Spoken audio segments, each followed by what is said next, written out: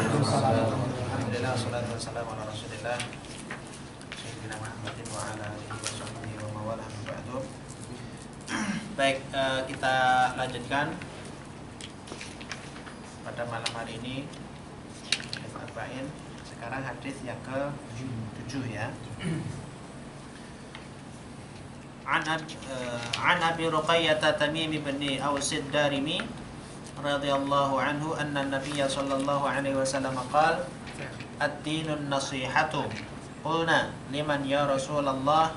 Qala lillahi wa li kitabihi wa li rasulihi wa li a'immatil muslimina wa 'ammatihim. Rawahu Muslim. Baik. Hadis ini diriwayatkan oleh Abi Ruqayyah. Abi Ruqayyah itu bukan berarti perempuan loh ya, ini laki-laki. Abu Ruqayyah. Ayahnya Ruqayyah. Abu Ruqayyah namanya. Beliau ini asli Palestina aslinya.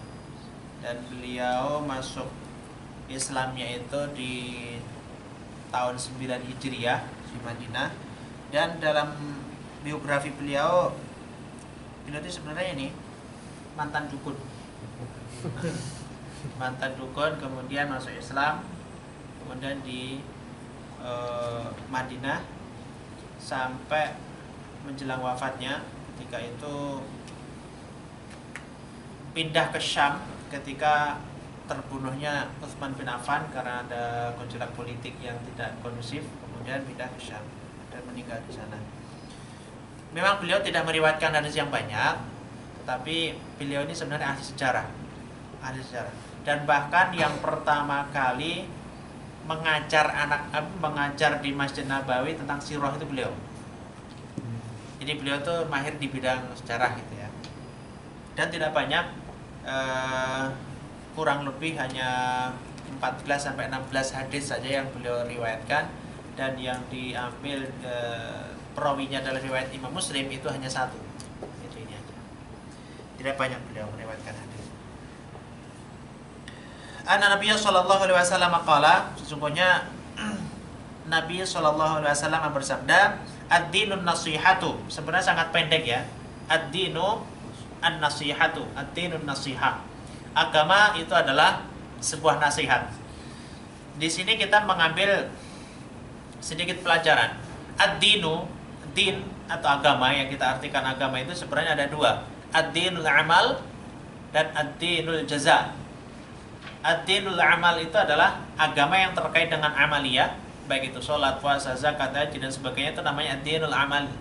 Ada yang ad-din itu namanya adalah ad-dinul jaza. Maka kalau kita baca surat Al-Fatihah itu Maliki Yaumiddin, ad-din di situ maknanya bukan agama tetapi hari balasan. Tapi yang dimaksud dengan di sini ad-din itu adalah ad-dinul amal, artinya agama yang untuk diamalkan atau amal. Ad-dinu an-nasihatu, agama itu adalah sebuah nasihat.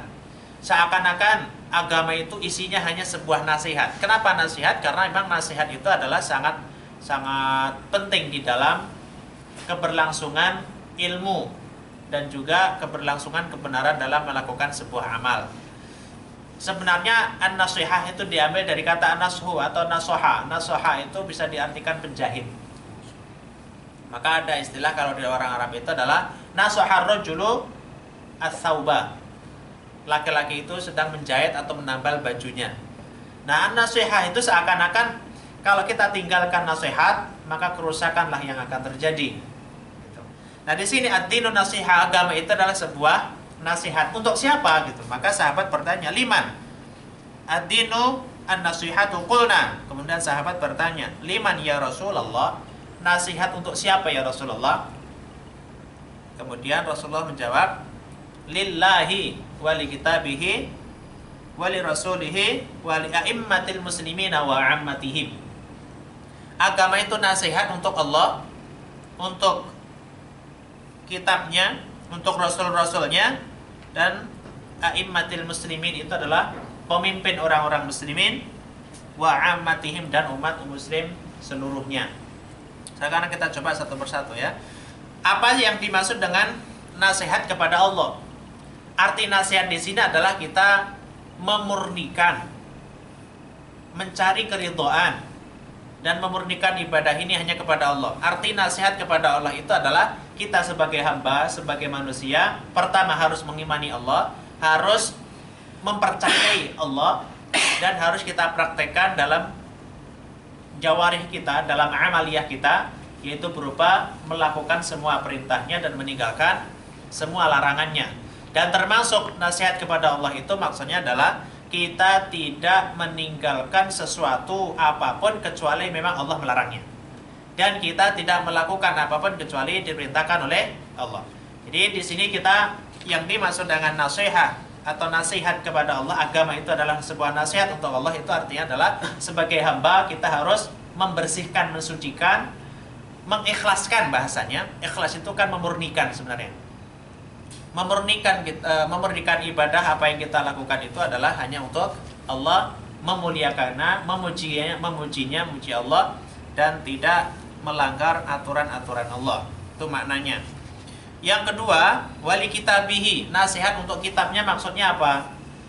Kita yang pertama harus mengimani kitab-kitab Allah, karena itu adalah merupakan kalamullah, dan kita harus yakin betul bahwa kalamullah, yaitu berupa Al-Quran, kitab-kitabnya itu merupakan benar-benar itu adalah kalamullah, dan itu adalah sebuah nasihat yang langsung dari Allah berupa kitab-kitabnya itu yang ditujukan kepada manusia semua sebagai petunjuk. Pertama kita harus mengimani, yang kedua kita harus mengaplikasikan dalam bentuk praktek amaliyahnya.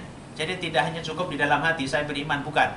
Tapi kalau kita beriman harus ada prakteknya, yaitu pertama membacanya, yang kedua menghafalnya, yang ketiga mengerti maknanya, yang keempat mengamalkan isinya, dan yang kelima menyampaikan atau mengajarkan kepada orang. Itu kalau bukti kalau kita itu adalah beriman kepada Al-Quran atau kitabnya. Kemudian yang berikutnya wali a'immatil muslimina, wali rasulihi, dan kita pun juga harus mengimani, dan di sini an-nasihah, nasihat yang berikutnya itu adalah nasihat untuk rasul-rasulnya. Nah, sebagai hamba, sebagai kita, sebagai umat, harus mempercayai utusan-utusan Allah, yaitu rasul-rasulnya Allah. Pertama kita harus mengimani, yang kedua harus ittiba bersamanya. Apa arti ittiba? Mengikuti apa yang diperintahkan, apa yang dicontohkan oleh para nabi itu, plus kita harus melanjutkan sunnah-sunnahnya, menghidupkan sunnah-sunnah Nabi, dan bahkan kita tidak hanya menghidupkan secara pribadi, tapi juga kita harus menyampaikan, mengajarkan kepada khalayak ramai, kepada orang-orang lain, sehingga orang lain pun juga meneruskan sunnah-sunnah Rasulullah dan Rasul-Rasul yang lainnya. Artinya sebagai bukti bahwa kita itu beriman kepada Rasul, tidak hanya kita mengucapkan saya beriman. Bukti bahwa kalau kita itu cinta kepada Rasulullah tidak hanya bersolawat, walaupun itu memang salah satu bentuk kecintaan kita, menyebut nama atau Rasulullah atau Muhammad Rasulullah itu. Tetapi ada yang lebih penting dari hanya sekedar menyebut lewat mulut kita, lewat lisan kita, yaitu dengan mengikuti apa yang dicontohkan, sehingga nanti semua ibadah kita itu sesuai dengan yang diinginkan oleh Allah, dan kita pun akan mendapatkan keridhaan Allah. Jadi tidak hanya sekedar kita bersolawat banyak sampai dinyanyikan sampai bermusik ria gitu ya. Tapi ada yang lebih penting dari hanya sekedar itu. Tapi saya maksudkan bukan berarti sholat gak penting, memang harus. Bahkan ada waktu khusus yang disunahkan, diperintahkan agar diperbanyak sholawat, yaitu salah satunya adalah hari Jumat. Dan memang harus sholawat banyak. Tapi apakah iya orang hanya sekedar sholawat tapi nggak pernah mengikuti sunnah Nabi, apakah itu bukti cintanya dia kepada Nabi? Kan enggak. Karena syarat amal itu diterima, sekali lagi di situ ada dua syarat mutlak. Pertama ikhlas, yang kedua ittiba. Kalau nggak ada keduanya ini nggak ada, nggak diterima itu ibadahnya, gitu ya. Kemudian yang berikutnya, agama juga nasihat wali a'immatil muslimin, pemimpin bagi orang-orang muslimin. A'immah itu jamak dari imam. tunggalnya itu imam. Imam artinya pemimpin. Pemimpin di dalam agama itu sebenarnya dua. Ada istilah ulama dan ada istilah umara. Ulama itu adalah pemimpin dalam hal bidang agama atau bidang keilmuan. Nah, yang kedua kalau umara itu adalah pemimpin dalam bidang kemasyarakatan atau apa nih ya? Pemerintahan. Tuh. Jadi dua ini kita harus mentaati mereka ini, harus mengikuti apa saran-saran mereka ini. Kalau ulama jelas ya, di sana ada adab-adab terhadap para ulama. Bahkan salah satunya adalah kita tidak diperbolehkan mencela para ulama dan kita tidak boleh menghindari ulama dan bahkan dianjurkan kita selalu dekat dengan ulama. Tapi sekali lagi memang kalau zaman sekarang ulama itu kan ada ulama yang apa hakiki ya istilahnya. Ada yang ulamaan. Nah, ya kalau ditambahkan itu biasanya sesuatu jadi beda. Mobilan. Ini apa lagi? HP, HP-an. Orangan. Itu kan rumahan. Yang dikhawatirkan oleh Yasin. Wah ya beda ya. Ini masukan hati itu. Jadi di sini kita harus perhatikan bahwa ulama memang ada macam-macam sekarang ini apalagi di Indonesia. Sebenarnya kemarin di hadis yang keberapa tentang bid'ah itu? 5 ya? 4 atau 5? 5 ya? Nah, saya pengen mengulang sedikit. Udah, tinggal 1 menit, nggak apa-apa lah ya. Sebenarnya tentang bid'ah atau sesuatu yang muhdatsat, sesuatu yang baru, yang dilarang di dalam agama itu kan sebuah koridor. Artinya sebuah batasan. Kita tidak boleh membuat hal yang baru kalau dalam hal ad-din, dalam masalah agama kan kemarin. Kalau di luar agama justru nanti bisa jadi diperintahkan, hukumnya pun bisa jadi sunnah, bahkan bisa jadi wajib. Itu kalau non ibadah atau non agama. Kalau masalah gini, biar simpelnya, kalau masalah agama, manusia manapun, asal umat Islam manapun, tidak boleh ada inovasi baru. Artinya gitu loh. Ini kayaknya sholat kok gitu-gitu aja ya. Kayaknya ini diinovasi dikit lah. Nggak bisa. Kemudian subuh kok cuma 2 rakaat sih? Kan orang-orang pada semangat. Ini kayaknya harus ditambah 4 rakaat deh. Nggak bisa. Ini masalah agama yang terkait dengan ibadah, ada jalurnya, ada apa namanya? Koridor ya, ada aturan mainnya gitu. Tidak boleh ditambah, tidak boleh dikurang. Itu kalau masalah ibadah. Tapi kalau non ibadah, misalkan masalah teknologi, masalah-masalah yang lainnya non agama, maka justru diperintahkan untuk berinovasi. Kalau dulu itu kijangnya makan rumput, sekarang kijangnya makan bensin misalnya, itu berkat inovasi itu. Nah, kemudian dulu kalau kemana-mana pakai onta, pakai keledai, pakai namanya kuda, paling cepat kuda. Nah, sekarang kan kudanya juga ada ya kuda ya. Kuda besi, kuda besi, onta besi. Itu inovasi dan memang harus seperti itu. Nanti kalau nggak gitu ketinggalan zaman. Dan memang harus seperti itu. Yang dikhawatirkan, maaf, saya berbicara nggak kemana-mana sebenarnya. Indonesia gitu ya misalnya. Di Indonesia itu sebenarnya seharusnya kayak tadi. Hal-hal yang non agama seharusnya inovasi ya. Ada inovasi-inovasi baru. Ada mobil baru misalkan, atau cara membuat HP yang baru misalkan. Dan itu kan semuanya adalah teknologi. Itu memang harus diharuskan. Dan kalau agama tidak boleh ditambah dikurang. Tapi sebenarnya buktinya kenyataannya kan dibalik ya. Kita itu kalau masalah teknologi kan mengekor ya. Iya, mengekor pada barat tuh. Bahkan kita sangat alergi dengan barang-barang produk sendiri. Misalkan kalau ditanya, ini baju dari mana mas? Ya buatan Pekalongan. Oh Pekalongan. Gitu dah. Ini baju mana bagus banget? Dari Italia nih. Dari Korea. Cakep banget. Berarti impor. Iya impor. Dia seakan-akan bangga dengan barang impor atau barang luar negeri. Padahal bisa jadi itu dari Indonesia, dia ke sana, capnya dilem, disampah, diganti, dia harus sini gitu. Bisa jadi. Justru kita mengekor ke sana. Tetapi masalah agama, karena saking kreatifnya, sehingga di Indonesia itu banyak inovasi-inovasi dalam agama. Seakan-akan ditambah lagi, ini kayaknya kurang tepat ditambah lagi. Ini kayak kebanyakan dikurangi. Nanti haji itu seakan-akan, wah itu mana ya? Haji itu pemborosan.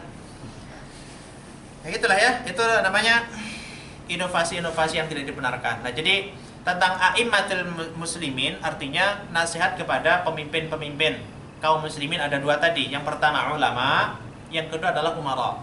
Umara itu artinya pemerintahan, nah, kepala pemerintahan lah ya. Dua ini yaitu umara dan ulama, ulama dan umara itu sebenarnya harus sinkron, harus sejajar dan harus saling menasihati. Artinya ini yang menjalankan, umara yang menjalankan pemerintahannya, ulama itu di belakangnya. Dan bahkan bisa jadi di depannya agar mereka menasihati umara. Seharusnya seperti itu.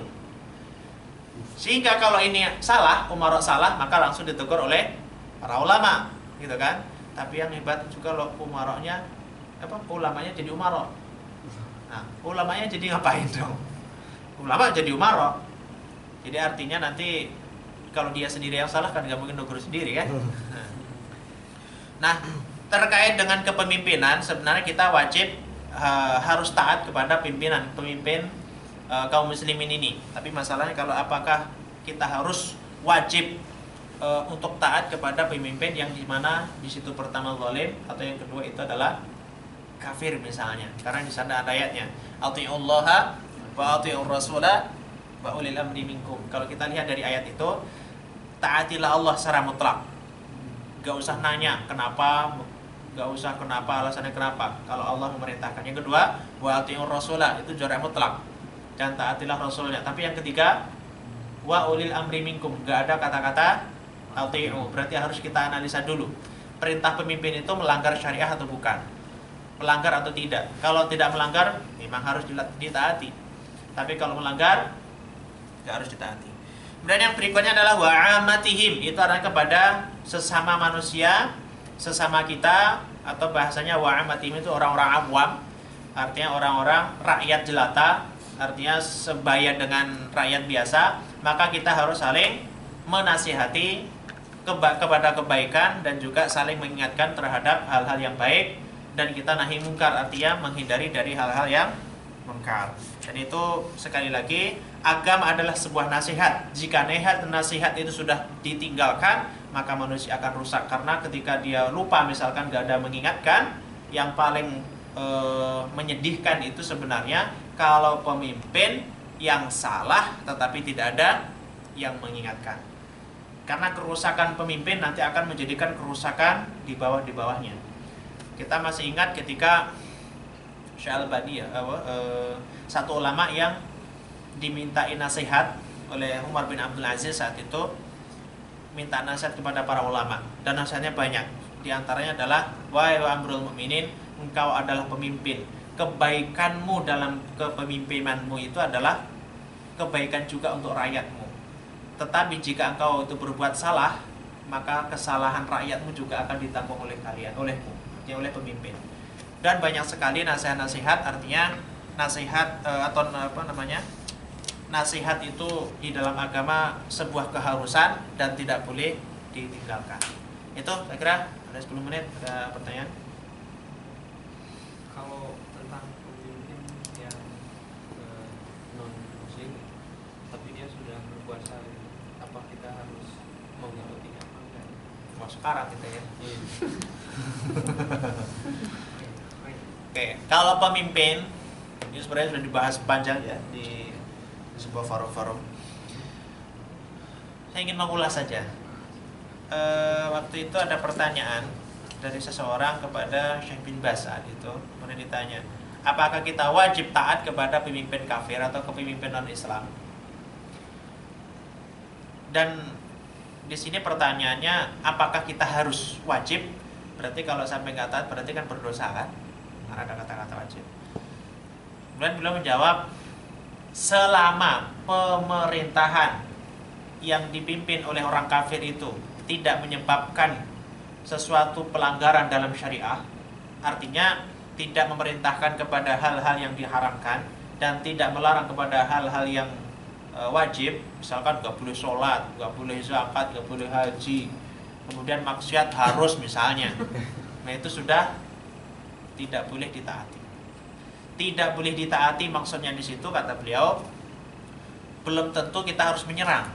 Nah untuk proses penyerangan itu sebenarnya ada tahapannya, nggak boleh kita sekonyong-konyong ini nggak setuju, wah serang, nggak bisa. Jadi kesimpulannya dari dialog itu sebenarnya gini, selama pemerintahannya itu tidak menyuruh kepada hal-hal yang maksiat, hal-hal yang melarang syariah, maka kita tetap taat kepadanya. Tetapi ketaatannya itu juga harus dalam koridor-koridor yang diperbolehkan.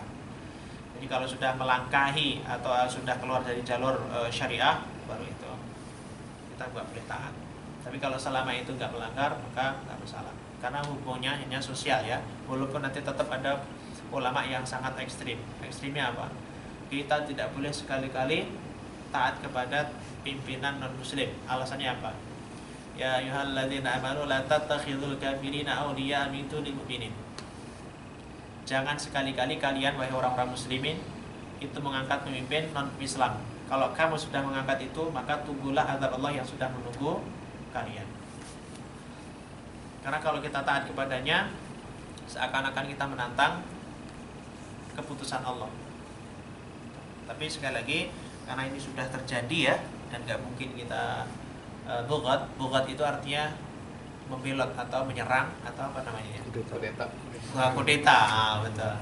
Itu tidak diperbolehkan. Kudeta. Kecuali kalau pemerintah sudah sangat zalim gitu ya, sholat nggak boleh, zakat nggak boleh, nah itu. Dan itu bisa jadi terjadi ya. Berarti sekarang harus siap-siap, asah pedangnya. Kuat korban. Baik, ada lagi? Ada tips untuk nasihat untuk umum atau untuk umat sebenarnya ada contoh sholatnya males, ibadahnya males, itu dari cara menasihatinya dari step-stepnya gitu kan, ada tipsnya itu. Itu namanya nanti masuknya ke retorika dakwah ya. Masuk ke retorika dakwah atau thariqatud dakwah, atau cara berdakwah, cara mengingatkan, cara nasihati, cara menasihati. Nanti kita kalau kita belajar bagaimana cara kita mengingatkan kepada orang yang punya jabatan, berarti lebih tinggi kedudukan dari kita. Bagaimana cara menasihati kepada orang yang lebih tua dari kita. Bagaimana cara kita menasihati yang sebaya, baik kedudukan maupun umur. Dan bagaimana kita bisa menasihati orang yang lebih rendah dari kita. Itu masing-masing ada caranya masing-masing. Tetapi secara umum kalau antum tanya seperti itu, ini yang mana dulu? Kalau mau secara umum ya. Ada jawabannya. Jawabannya secara umum itu adalah dekati dulu dia, kita harus diterima dulu di hadapan dia, baru nanti kita sedikit banyak akan masuk ke sana. Tips yang pertama, bagaimana caranya dia itu menerima kita dulu. Menerima aja. Arti menerima ya kita kalau ngobrol nyambung misalnya, dan dia pun sama kita juga sudah akrab misalnya, itu bisa jadi. Kalau kita belum kenal misalnya ya nggak susah. Misalkan di jalan orang-orang unuk-unuk naik motor bareng, misalkan ya, kan di lampu merah macet tuh. Mas, sholat dong, kamu jangan sholat. Nggak bisa loh, karena belum kenal.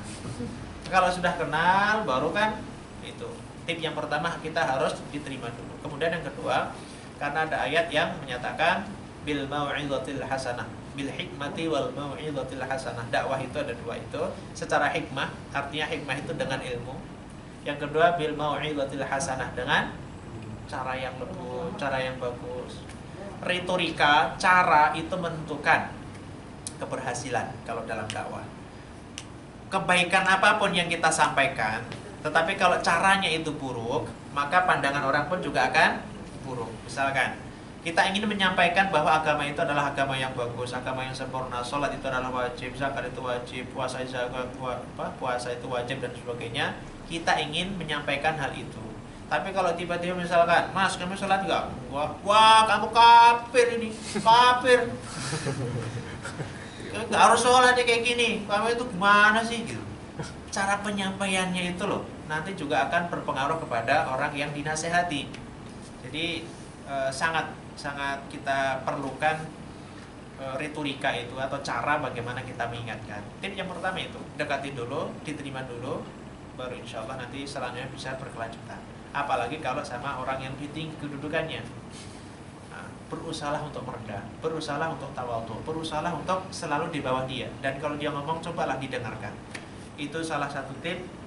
Apalagi kita ingin mengingatkan orang tua, bapak, ibu, kakek, nenek gitu, harus sebisa mungkin kita benar-benar merasa kita itu anak-anak gitu loh. Dan ternyata orang tua itu sangat menerima akan hal itu daripada kita sok tahu. Dan banyak sekali orang tua yang apa ya istilahnya mengadu ya mungkin ya. Mengadunya gini, saat itu anak saya setelah ngaji kok kayak gitu ya, kenapa bu? Masa bilang gini, gimana bu? Bu ngaji dong biar pintar gitu. Anak bilang sama ibunya suruh ngaji biar pintar, siapa yang mau? Sebagai orang tua coba, kita sebagai orang tua, anak itu baru, Pak kami tuh ngaji biar pintar, sholatnya udah gak bener gitu. Kita walaupun itu maksudnya baik kan, maksudnya bagus, dia nggak ngaji biar ngerti cara sholat yang benar, kan bagus. Tapi kan caranya, tapi coba kalau dia itu merendahkan dirinya tidak secara langsung spontan seperti itu, diajak baik-baik, insya Allah itu akan mau. Itu caranya kita dengan bil hikmah wal mau'izatil hasanah. Dekati dulu. Kalau sebaya lebih gampang sebenarnya. Sebaya itu ajak makan. Ajak makan, kemudian kalau naik mau ngaji misalkan mana tuh disamperin, apa itu? Ya walaupun kita di Bangka misalkan atau di Setiabudi, kemudian teman kita di Cengkareng gitu kan. Apa ya? Ya anggap aja itu perjuangan. Ya bisa aja sih. Tapi kita lebih semangat kalau seandainya teman itu lawan jenis itu ya. Jangan. Itu lebih semangat biasanya. Baik, ada lagi? Ini Ustaz, untuk itu kalau bahasa Arab gimana sih Ustaz? Kalau untuk itu kalau di Indonesia kayaknya kayak dibagi gitu. Untuk apa nih? Untuk tadi kan untuk siapa? Beliau menjawab untuk Allah kitabnya. Ada perbedaan nggak sih untuk bahasa Arab sama untuk bahasa Indonesia? Kita jangan apa ya, kalau bahasa Arab di Indonesia kan memang li itu artinya untuk atau untuk Bagi. itu Bagi gitu. bagi. Tapi kalau di dalam bahasa Arab itu tidak seperti itu loh. Kayak misalkan bi itu artinya kalau kan dengan ya. Tapi tidak cocok jika kita artikan dengan di satu ayat misalnya di surat Al-Maidah ayat 6 ya, tentang wudu, wamsahu biruusikum itu kan basuh dan basuhlah kepalamu, titik-titik kepalamu. Kalau dengan berarti basuhlah dengan kepalamu, ya nggak bisa. Gimana basuh dengan kepalamu? Makna bi di situ tidak hanya dengan, makna bi itu ada 9. Jadi di situ itu yang cocok mana dari 9 makna itu? Ternyata yang 9 cocok dari 9 makna itu yang cocok adalah sebagian kepalamu. Li pun juga sama. Di situ untuk itu maksudnya adalah nasihat yang diperuntukkan untuk siapa sih nasihat itu? Ditujukan kepada siapa gitu. Yang berhaknya itu siapa? Yang berhak untuk menerima nasihat itu adalah yang dinasihati itu siapa? Yang dinasihati manusia kan? Manusia itu berarti punya kewajiban. Untuk siapa? Hak siapa kewajiban kita itu? Yaitu hak untuk Allah, Rasulnya, kitabnya, terus apa lagi tadi? Pemimpin dan juga sesamanya. Jadi seakan-akan kita posisinya itu sebagai orang yang menasehati, seakan-akan ya, seorang menasehati. Jadi bagaimana caranya kita diterima kepada orang yang kita nasihati itu, sehingga kita harus mentaati Allah agar nasihat yang memurnikan, artinya kalau kepada Allah itu sebenarnya memurnikan semua bentuk ibadah-ibadah yang kita lakukan itu hanya kepada Allah. Dan agak sulit sih memang kalau kita langsung terjemahkan, mana ya? Itulah bahasa Arab ya. Nasihat.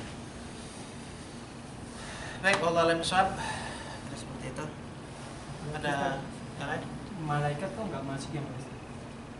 Allah, kitab-kitabnya, rasul-rasulnya, malaikat. Nasihat kepada malaikat itu sebenarnya kan terkait dengan hal yang gaib ya, dan wallahu a'lam. Ini kan berkaitan dengan langsung. Kalau malaikat itu kan hanya sebagai risalah atau apa namanya, rasul ya, sebagai apa namanya itu, penengah, sebagai kalau kata lama itu ini safir itu artinya kayak tukang pos, tahu tukang pos? Itu safir tuh perantara. Jadi kita itu malaikat itu hanya perantara antara Allah dan Rasul ya, antara Allah dan makhluknya. Sehingga tidak secara langsung kita mentaati malaikat, tidak secara langsung kita mencontoh malaikat, dan kita tidak mungkin mencontoh malaikat ya. Mana ada malaikatnya kelihatan. Yaitu kita mengimani ya, tetapi tidak termasuk dalam nasihat ini dikarenakan kita tidak dianjurkan untuk mengikuti kepada malaikat. Bagaimana cara ibadah malaikat kita harus ikuti, enggak kan? Tapi kalau Allah kita harus taati, harus kita percayai dan sebagainya. Kalau kepada kitab juga kita memang harus mempercayai, mengikuti apa kata Al-Quran dan akhlak Rasul, karena itu adalah qudwah, contoh. Dan kalau ayat dan sebagainya, sehingga nggak masuk. Kotoran-kotor juga enggak. Rukun iman itu. Ya kan? Baik. Itulah hadis yang cukup singkat sebenarnya, tapi maknanya sungguh dalam. Maka para ulama mengatakan ini adalah salah satu hadis yang mencakup hampir seperempat dari agama. Lewat. Lagi. Tapi ya, sekali lagi kita pokok dari hadis ini sebenarnya kita memurnikan ibadah kita kepada Allah. Arti memurnikan itu adalah ikhlas.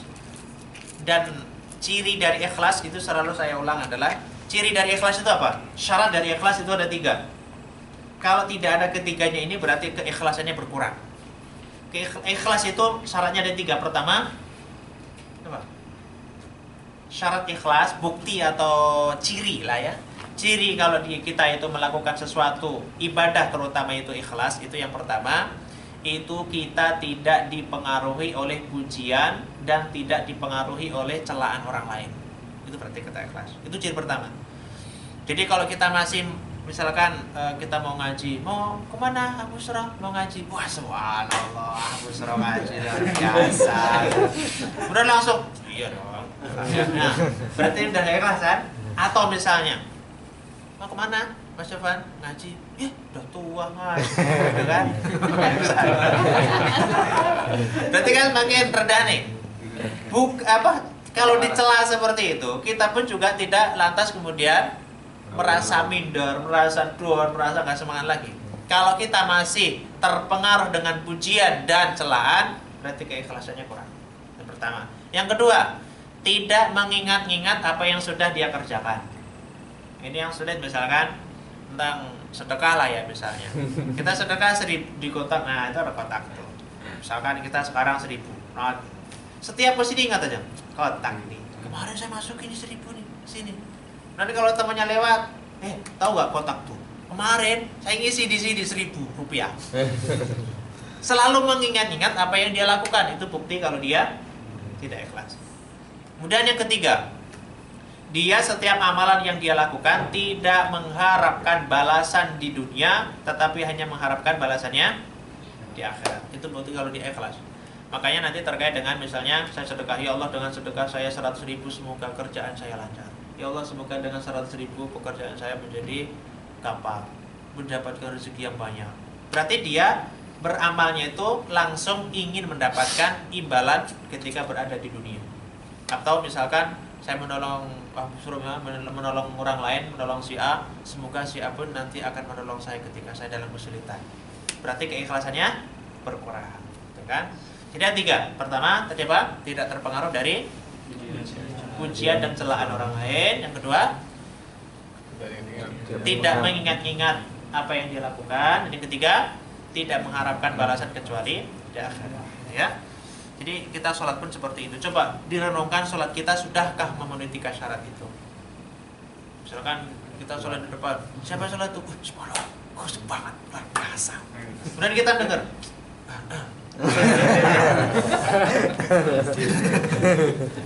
panjang. Nah itulah setan itu loh, sangat halus, dan terkadang kita juga nggak merasa terdetik ke dalam diri kita. Waduh, saya sholatnya kayak gini, ya. Itulah syaitan laknatullah yang begitu cerdik, licik, dan tidak bosan-bosannya. Gak ada setan itu bosan. Bosan gantung Pak Copat, gak bisa digoda, gak ada. Karena di sana masih ada ribuan jaring. Kalau memang gak bisa digoda di awal, masih ada yang lain. Sini turun sebenarnya dekat kan, tapi nanti ada aja kan. Itu salah satu beberapa jaringan. Oke ya, saya kira cukup. Nanti kita sambung minggu depan insyaallah. Semoga kita bisa mengambil ibrah dan manfaatnya dan kita dapat mengamalkan dalam keseharian kita. Baik, syukran ala husni istimaikum. Kita akhiri alhamdulillah. Alhamdulillah rabbil alamin. Subhanakallahumma wa bihamdika asyhadu an la ilaha illa anta astaghfiruka wa atubu ilaik. Baik, assalamualaikum warahmatullahi wabarakatuh.